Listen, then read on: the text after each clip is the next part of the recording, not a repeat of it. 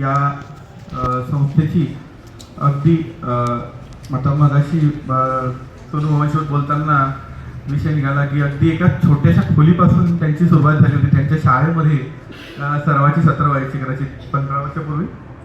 त्यापासून त्यांनी तिथून सुरुवात झाली आणि आज हा इतका मोठा वटवृक्ष त्यांनी स्थापन केला आहे. दरवर्षी त्यांचे हा कार्यक्रम चालू असतो.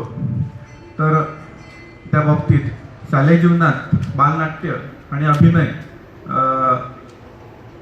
केलेला आहे आणि नाटकाच्या तालमीचा जो आनंद आहे तो आम्ही बालवयातच घेतला आहे.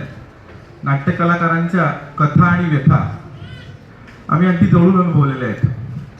एक नाटक आपल्यासमोर जेव्हा सादर होतं त्यावेळेला त्यामागे असतात ते कलाकारांच्या तालमीचे परिश्रम आणि दिग्दर्शक, त्यानंतर निर्माता, नेपथ्य, प्रकाश योजना, संगीतकार यांची अविरत धडपड.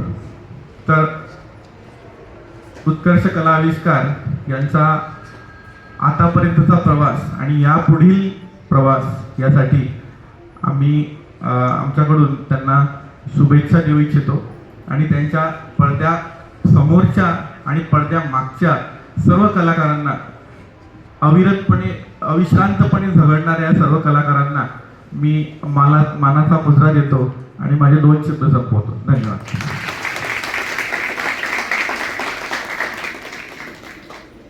मित्र डॉक्टर चेतन ढाके सरांच्या